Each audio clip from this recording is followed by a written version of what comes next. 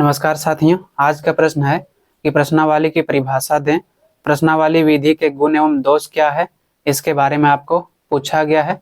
आज का ये वीडियो काफ़ी इंपॉर्टेंट होने वाला है, तो इस वीडियो को बिल्कुल आप मिस मत करना। तो चलिए बिना देर किए आज के इस वीडियो को स्टार्ट करते हैं। क्वेश्चन है कि प्रश्नावली की परिभाषा दें, प्रश्नावली विधि के गुण एवं दोषों की विवेचना करें। यानी कि आपको लग रहा है कि ये एक ही प्रश्न है, लेकिन इसमें 3 प्रश्न जोड़ा गया है। पहला जो प्रश्न है वो ये है कि प्रश्नावली की परिभाषा दें। सबसे पहले आपको प्रश्नावली क्या होता है इसकी परिभाषा देना है। उसके बाद बताना है प्रश्नावली के गुण क्या हैं और फिर प्रश्नावली के क्या दोष हैं इसके बारे में बताना है। तो चलिए बिल्कुल हम लोग आसान से आसान शब्दों में समझने का प्रयास करते हैं। केवल आप पेशेंस के साथ जो है इस वीडियो में बने रहें, समझाने की 100% गारंटी मैं लेता हूँ। सबसे पहले आपको परिचय देना है। प्रश्नावली एक ऐसी तालिका है जो किसी भी विषय के बारे में जानकारी प्राप्त करने में मदद करती है। यानी कि प्रश्नावली एक ऐसी सूची है, एक ऐसी तालिका है जो किसी भी विषय के बारे में जानकारी प्राप्त करने में हमें मदद करती है। सामान्यतः किसी विषय से संबंधित लोगों से जानकारी प्राप्त करने के लिए उनसे बहुत से प्रश्न पूछे जाते हैं। यानी कि साथियों, जब भी आप किसी भी विषय के बारे में किसी से जानकारी प्राप्त करना चाहेंगे तो आप जो है उस विषय से संबंधित बहुत सारे प्रश्न उससे पूछोगे और वो जो आंसर देगा उसी को जो है प्रश्नावली का उत्तर माना जाएगा। तो इस प्रकार से प्रश्नावली में बहुत सारे प्रश्न पूछे जाते हैं और जो स्टूडेंट होता है उससे उस प्रश्न का उत्तर मांगा जाता है। प्रश्नावली के अंतर्गत किसी भी विषय के अध्ययन से संबंधित प्रश्नों की एक सूची होती है जिसे डाक द्वारा सूचनादाताओं के पास भेजा जाता है, जिसको सूचनादाता स्वयं भरकर पुनः लौटाता है। यानी कि साथियों, प्रश्नावली के अंतर्गत किसी भी विषय के अध्ययन से संबंधित प्रश्न पूछा जाता है और फिर स्टूडेंट जो है उसको पढ़कर अपना अपना उत्तर देता है। दोस्तों, जब भी किसी को सूचना भेजना होता था पहले या सूचना को मंगवाना होता था तो ऐसी स्थिति में किसी भी पत्र में लिखकर डाक में भेजा जाता था। उसके बाद जो है यह जान पाता था कि वहाँ की स्थिति कैसी है। लेकिन वर्तमान समय में इंटरनेट का जमाना है जो सेकंडों में कहीं की भी सूचनाएं मिल जाती है। इस विधि की खोज जो है 1998 में लंदन सांख्यिकी सोसाइटी ने किया था। यानी कि एक स्थान से दूसरे स्थान सूचना पहुंचाने के लिए पहले जो डाक व्यवस्था था उसकी शुरुआत सबसे पहले लंदन सांख्यिकी सोसाइटी ने की थी 1998 में। प्रश्नावली का निर्माण इस प्रकार किया जाता है जिससे व्यक्ति के गुणों का मापन हो सके। यानी कि प्रश्नावली का निर्माण इस प्रकार से किया जाता है ताकि जो व्यक्ति उसका उत्तर दे रहा है उसके गुण को जाना जा सके। प्रश्नावली का प्रयोग व्यक्तिगत तथा सामूहिक दोनों रूप में किया जा सकता है। जो प्रश्नावली है उसका प्रयोग या तो व्यक्तिगत हो सकता है, यानी एक व्यक्ति को प्रश्न पूछा जा सकता है, या तो एक साथ एक से अधिक व्यक्तियों को प्रश्न में पूछा जाता है। जैसे कि क्लास में बहुत सारे स्टूडेंट होते हैं और उनको टीचर जब कोई प्रश्न पूछता है तो वो हो गया प्रश्नावली। आदि प्रश्नावली का प्रयोग समूह के लिए किया जाता है तो इससे समय, धन और श्रम की बचत होती है। यानी कि जब भी कोई मीडिया वाला जाता है तो वहाँ पर बहुत सारे लोग होते हैं और जो घटनाएं होती है उसके बारे में वहाँ के लोगों को पूछा जाता है, तो इससे जो है समय की बचत होती है। तो इस प्रकार से प्रश्नावली का प्रयोग अलग अलग जगहों पर किया जाता है। अब हम लोग जानते हैं कि प्रश्नावली की परिभाषा क्या है। तो 3 विद्वानों को जो है बता देना है कि उन्होंने क्या कहा है प्रश्नावली की परिभाषा के बारे में। सभी विद्वानों ने जो है प्रश्नावली की परिभाषा अलग अलग दिया है जो इस प्रकार से है। पहला है बोगार्ट्स के अनुसार। बोगार्ट्स का क्या कहना है? बोगार्ट्स का कहना है कि प्रश्नावली विभिन्न व्यक्तियों से उत्तर प्राप्त करने के लिए प्रश्नों की एक सूची है। बोगार्ट्स का कहना है कि जो प्रश्नावली है उसके माध्यम से किसी भी व्यक्ति से हम उत्तर प्राप्त करते हैं। दूसरा है गुड्डे एवं हॉट के शब्दों में। गुड्डे एवं हॉट ने क्या कहा है प्रश्नावली के बारे में? इन्होंने कहा है कि सामान्य रूप से प्रश्नावली शब्द प्रश्नों के उत्तर प्राप्त करने की उस प्रणाली को कहते हैं जिसमें एक प्रपत्र का प्रयोग किया जाता है जिससे उत्तरदाता स्वयं भरता है। गुड्डे एवं हॉट का कहना है कि सामान्यतः जो है प्रश्नावली शब्द प्रश्नों के उत्तर प्राप्त करने का एक व्यवस्था, एक प्रणाली है जिसमें जो है एक पत्र होता है। उस पत्र में बहुत सारे प्रश्न पूछे जाते हैं और फिर जो है जो उत्तरदाता होता है उसे जो है स्वयं उसका उत्तर देता है। तो इस प्रकार से गुड्डे एवं हॉट का कहना है। तीसरा है डेविड तथा जॉनसन के अनुसार। डेविड और जॉनसन ने क्या कहा प्रश्नावली के बारे में? तो इन्होंने कहा है कि प्रश्नावली प्रश्नों का जो है व्यवस्थित संग्रह है, ठीक है, जिसे एक जो है निर्देशित जनसंख्या में उत्तर प्राप्त करने के लिए तैयार किया जाता है। डेविड और जॉनसन के अनुसार अगर हम बात करें तो डेविड और जॉनसन ने प्रश्नावली के बारे में कहा है कि प्रश्नावली वह व्यवस्था है, वह प्रणाली है जिसके माध्यम से जो है एक निश्चित जनसंख्या से प्रश्न पूछा जाता है और फिर उनसे उत्तर लिया जाता है। उसके बाद हम लोग जानते हैं प्रश्नावली के गुण, क्योंकि आपको प्रश्न पूछा गया है कि प्रश्नावली के गुण बताएं, इसीलिए हमने हेडिंग बनाया है प्रश्नावली के गुण। प्रश्नावली के निम्नलिखित गुण हैं जो इस प्रकार से हैं। पहला, प्रश्नावली के प्रयोग से जो है कम समय में अधिक लोगों से सूचनाएं प्राप्त करना संभव होता है। जो प्रश्नावली है, प्रश्नावली व्यवस्था से, प्रणाली से कम समय में अधिक से अधिक लोगों से सूचनाएं प्राप्त की जा सकती है। दूसरा है, प्रश्नावली के द्वारा अलग अलग क्षेत्रों में रहने वाले लोगों से सूचनाएं प्राप्त करना संभव होता है। यानी कि प्रश्नावली के माध्यम से अलग अलग क्षेत्र में रहने वाले लोगों से आसानी से जो है सूचना प्राप्त किया जा सकता है। कैसे किया जा सकता है? जब जो है इंटरनेट का जमाना नहीं था, जब इंटरनेट की व्यवस्था नहीं थी, उस समय जो है अलग अलग क्षेत्रों में डाक विभाग था और डाक विभाग में अलग अलग क्षेत्रों के लोगों द्वारा सूचनाएं भेजी जाती थी और इस प्रकार से सभी सूचनाओं को दूसरे तक पहुंचाया जाता था। तीसरा है विशाल जनसंख्या का अध्ययन। प्रश्नावली के द्वारा विशाल क्षेत्र में फैले हुए सूचनादाताओं से आसानी से जल्दी सूचनाएं एकत्रित की जा सकती है। विशाल जनसंख्या का अध्ययन का मतलब ये है कि प्रश्नावली के माध्यम से जहां पर बहुत सारी जनसंख्या के लोग रहते हैं, वहां पर जाकर जो है आसानी से सूचनादाता द्वारा यानी मीडिया द्वारा सूचनाएं ली जा सकती है, सूचनाएं एकत्रित की जा सकती है। तो इस प्रकार से जो है बहुत कम समय में बहुत ज़्यादा संख्या जहाँ पर लोग रहते हैं वहाँ की सूचनाएं प्राप्त की जा सकती है प्रश्नों के माध्यम से। फिर है कम खर्चीली, यानी कि प्रश्नावली कम खर्चीली है क्योंकि इसमें जो है क्षेत्रीय कार्यकर्ताओं की नियुक्ति की आवश्यकता नहीं होती है। डाक द्वारा यह क्षेत्र में 1 या 2 कर्मचारियों द्वारा वितरित किए जाते हैं। यानी कि जो प्रश्नावली है इसमें बहुत कम खर्च होते हैं, क्योंकि दोस्तों जब इंटरनेट का ज़माना नहीं था, इंटरनेट की व्यवस्था नहीं थी, उस समय जो है अलग अलग जगह पर डाक विभाग था और लोगों द्वारा अपने सूचनाओं को लिखकर उस डाक विभाग में भेजा जाता था। उसके बाद जो है एक स्थान से दूसरे स्थान तक सूचनाएं पहुंचाई जाती थी और इसमें बहुत ज़्यादा लोगों की आवश्यकता नहीं होती है।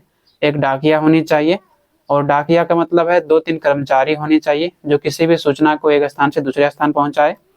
इसलिए ज़्यादा कर्मचारियों की ज़रूरत नहीं होती है और ना ही अधिक व्यय खर्च होता है, केवल छपाई और डाक में कुछ व्यय भी खर्च होती है। इस प्रकार से प्रश्नावली के माध्यम से पहले डाक विभाग के द्वारा किसी भी सूचनाओं को पहुंचाया जाता था एक स्थान से दूसरे स्थान तक और इसमें बहुत कम कर्मचारियों की आवश्यकता होती थी और इसमें बहुत ज़्यादा धन खर्चा करने की आवश्यकता नहीं थी, केवल कुछ छपाई और डाक विभाग के जो खर्च थे वही केवल खर्च था। दोस्तों थोड़ा सा जल्दी बता रहा हूँ क्योंकि अगर बहुत धीरे धीरे आपको बताऊंगा तो ये वीडियो काफ़ी लंबा हो जाएगा और अभी के समय में स्टूडेंट के पास उतना पेशेंस है ही नहीं कि ये वीडियो जो है 30 मिनट तक देखे। इसीलिए हम लोगों के जो है सामने एक समस्या होती है कि कम समय में जो है आपको अधिक समझा दूँ। 5वां है प्रश्नावली के द्वारा सूचनाएं पहुंचाना आसान, यानी प्रश्नावली के द्वारा प्रश्नावली के माध्यम से एक स्थान से दूसरे स्थान तक सूचनाएं पहुंचाना आसान हो गया है। प्रश्नावली टेक्निक द्वारा किसी भी सूचना को पहुंचाना अत्यंत आसान है। इसके अंतर्गत जो है परिश्रम, धन तथा समय अधिक नहीं लगाना पड़ता है। यानी प्रश्नावली टेक्निक के माध्यम से किसी भी सूचना को एक स्थान से दूसरे स्थान पहुंचाना अत्यंत आसान है। इसमें जो है ना ही ज़्यादा परिश्रम करने की आवश्यकता है, ना ही ज़्यादा धन लगेगा, ना ही इसमें ज़्यादा समय आपको लगेगा। सूचनादाता भी अपने सुविधा अनुसार प्रश्नावली को भरता है। इस प्रकार से प्रश्नावली पद्धति अत्यंत आसान है। जैसे कि वर्तमान समय में आप जो एग्जाम देंगे वहाँ पर बहुत सारे प्रश्न पूछे जाएंगे और आप उसका उत्तर दोगे। ऐसे में सभी छात्रों के जो प्रश्न पत्र होगा उसको फिर इकट्ठा किया जाएगा और फिर उसकी जांच की जाती है। तो आसानी से जो है बहुत सारे स्टूडेंट की परीक्षा पत्र जांच की जाती है और उनके जो परिणाम होते हैं उनके परिणाम को आसानी से बताया जा सकता है। फिर है स्वतंत्र सूचनाएं। प्रश्नावली परिविधि यानी टेक्निक में सूचनादाता सूचना देने के लिए स्वतंत्र होता है। उसे किसी भी प्रकार का दबाव नहीं होता है, वह स्वतंत्र रूप से सोच विचार कर सूचनाएं देता है। इस प्रकार से उचित सूचनाएं प्राप्त होती है। प्रश्नावली के माध्यम से कोई भी व्यक्ति अपने राय को जो है स्वतंत्र रूप से दे सकता है। अगर आपको मीडिया के सामने बोलना पड़ जाए तो आपकी जो पर्सनल राय है, जो स्वतंत्र राय है, आप जो है खुलकर नहीं बता सकते हो। लेकिन आपको अगर प्रश्न पूछा जाता है और उसका उत्तर मांगा जाता है तो ऐसी स्थिति में आप स्वतंत्र रूप से किसी के दबाव में नहीं आकर अपना उत्तर दोगे।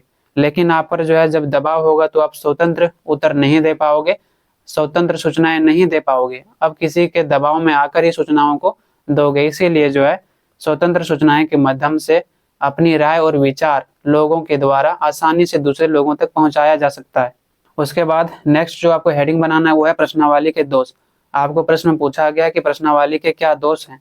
प्रश्नावली के जो है निम्नलिखित दोष हैं जो कुछ बिंदुओं के माध्यम से समझा जा सकता है। पहला जो है वो है केवल शिक्षित लोगों के लिए ही उपयोगी, यानी कि जो प्रश्नावली है केवल शिक्षित लोगों के लिए उपयोगी है। जो अशिक्षित लोग है वो जो है प्रश्न का उत्तर लिख कर डाक में नहीं जमा करवा सकता है। प्रश्नावली की सबसे महत्वपूर्ण कमी यह है कि इसमें केवल शिक्षित व्यक्तियों से ही सूचनाएं प्राप्त की जा सकती है। अशिक्षित या अनपढ़ व्यक्तियों से प्रश्नावली उपयोगी नहीं है, यानी कि जो प्रश्नावली है केवल शिक्षित लोगों के लिए उपयोगी है। जो व्यक्ति पढ़े लिखे नहीं है उसके लिए ये उपयोगी नहीं है। दूसरा है अपूर्ण या अस्पष्ट जानकारी। दूसरी महत्वपूर्ण दोष यह है कि प्रश्नावली से प्राप्त सूचनाएं अपूर्ण एवं अस्पष्ट होती है, यानी कि जो प्रश्नावली है इसका जो दूसरा महत्वपूर्ण दोष है वह यह है कि जब भी कोई प्रश्न पूछा जाता है और उस प्रश्न का व्यक्ति जब उत्तर देता है तो यह स्पष्ट नहीं है कि वह व्यक्ति सही उत्तर दे रहा है या गलत उत्तर दे रहा है।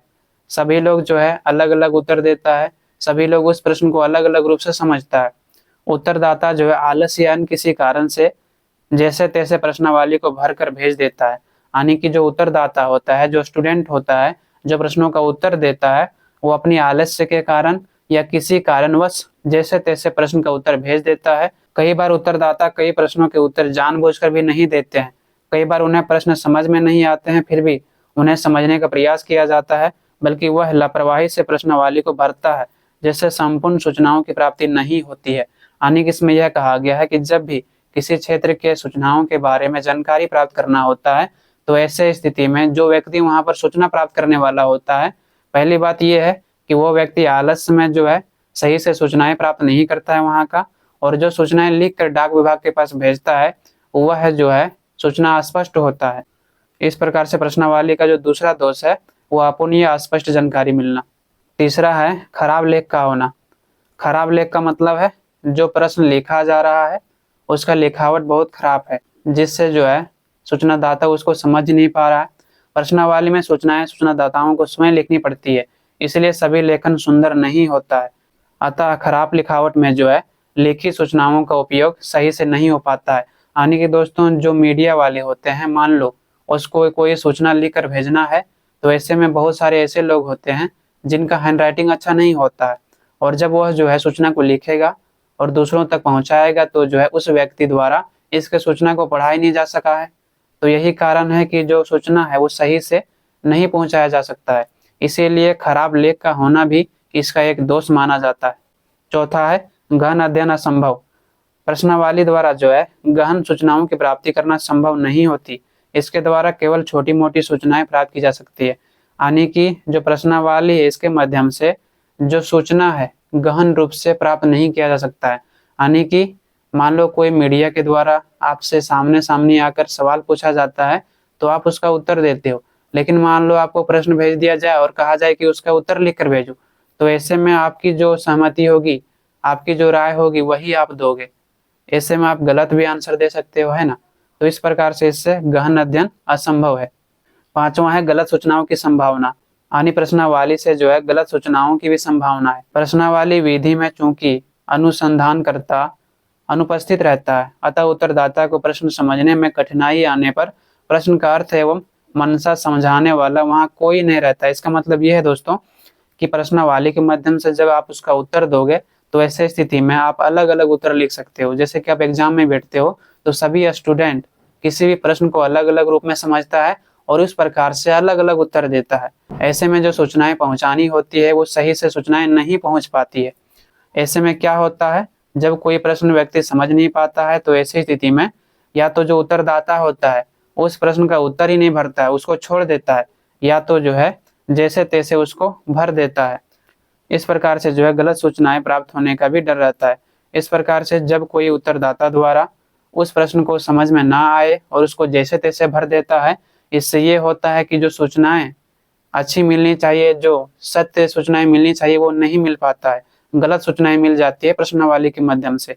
तो गलत सूचनाओं की संभावना भी है प्रश्नावली के माध्यम से। तो ये पांचवा दोष है। दोस्तों थोड़ा सा जल्दी समझा रहा हूँ, जैसे कि मैं आपको बता भी चुका हूँ कि क्यों इतना जल्दी समझाना पड़ रहा है। छठा है उत्तरों की भिन्नता की समस्या। यानी उत्तरों की भिन्नता की समस्या का मतलब यह है कि जब भी आपको कोई भी प्रश्न पूछा जाएगा तो सभी स्टूडेंट एक ही उत्तर नहीं लिखेगा, बल्कि सभी स्टूडेंट जो है उस प्रश्न का अलग अलग उत्तर लिखेगा।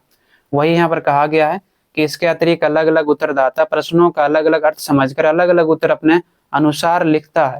यानी कि जब भी कोई प्रश्न पूछा जाता है तो जो उत्तर देने वाला व्यक्ति होता है सभी लोग उसका अलग अलग अर्थ समझता है और अलग अलग अर्थ समझकर अलग अलग उत्तर देता है, जिसके फलस्वरूप प्राप्त उत्तरों में उनकी जो है भिन्नता एवं विविधता आ जाती है कि उसके आधार पर सही तथा वैज्ञानिक निष्कर्ष निकालना भी कठिन हो जाता है। इसका मतलब यह है दोस्तों कि मान लो अगर आपको कोई भी प्रश्न पूछा जा रहा है तो ऐसी स्थिति में सभी लोग जो है उसका अलग अलग उत्तर दे रहा है। ऐसे स्थिति में ये होता है कि जो सही जानकारी मिलनी चाहिए वो नहीं मिल पाती है। तो ये सभी जो है समस्याएं हैं प्रश्नावली में, ये सभी दोष है। उसके बाद जो है मेजर पेपर 7 के कुछ बीबीआई क्वेश्चन मैंने आपको बताया था और ये भी कहा था ये प्रश्न आने की पूरी संभावना है। जैसे कि पहला है सामाजिक अनुसंधान, तो इस प्रश्न को हमने करवा दिया है, डिस्क्रिप्शन में प्लेलिस्ट दिया हुआ है, वहां पर जाके आप सभी वीडियो देख सकते हो। इस प्रश्न को हमने करवा दिया है। साक्षात्कार क्या है, इसके अलावा ये प्रश्न आज हो गया कि प्रश्नावली की परिभाषा दें। और इस प्रकार से इसमें केवल 7 प्रश्न है जो आपको करके जाना है। लेकिन दोस्तों इस बार जो है थोड़ा सा समय कम है, इसीलिए मैं आपको सारा प्रश्न नहीं करवा पाया। इसमें आपको एक और क्वेश्चन करवाया जाएगा, वो क्वेश्चन है अनुसूची की परिभाषा दें, जो एग्जाम में आने की पूरी संभावना है। इसके अलावा ये प्रश्न भी आ सकता है, ये प्रश्न आने की संभावना है। इसके अलावा 7 नंबर का जो प्रश्न देख रहे हो इसकी भी आने की पूरी संभावना है। लेकिन दोस्तों इस बार थोड़ा सा समय कम है, इसीलिए मैं आपको सारा प्रश्न नहीं करवा पा रहा हूँ। नेक्स्ट सेमेस्टर में जो है आपको समय से पहले सारे क्वेश्चंस करवाए जाएंगे। इसमें यह है दोस्तों, इस बार सारा आंसर इसलिए मैं नहीं करवा पाया क्योंकि जब मैं पढ़ाना स्टार्ट किया था उस समय बहुत कम स्टूडेंट जुड़े थे, लगभग 100 स्टूडेंट। ऐसे में हमको लगा कि जो है सोशियोलॉजी पढ़ने वाले स्टूडेंट की संख्या कम है। ऐसे में दोस्तों जब भी मैं आंसर तैयार करता हूँ तो बहुत मेहनत करना पड़ता है। आप देखते होंगे कि दूसरे लोगों की तुलना में मैं जब आंसर लिखता हूँ तो बहुत आसान शब्दों में लिखता हूँ और मुझे एक आंसर लिखने में 5 से 6 घंटे लगते हैं। लेकिन जब सोशियोलॉजी में बहुत कम स्टूडेंट जुड़े थे तो हमको लगा कि इसमें स्टूडेंट की संख्या कम है, इसलिए मैं जो है सारा वीडियो नहीं करवा पाया। लेकिन नेक्स्ट सेमेस्टर में दोस्तों आपके सारे क्वेश्चंस करवाए जाएंगे समय से पहले इसी चैनल पर, तो आप इस चैनल को सब्सक्राइब कर सकते हो। और एक बात और ध्यान रखनी है कि आपका जो है मेजर पेपर 8 में एक कंप्लीट कोर्स आने वाला है एक ही वीडियो में, तो आप उसको देखना बिल्कुल ना भूलें। आज के लिए इतना ही, आप लोगों से बहुत जल्द मिलते हैं नेक्स्ट वीडियो में। धन्यवाद।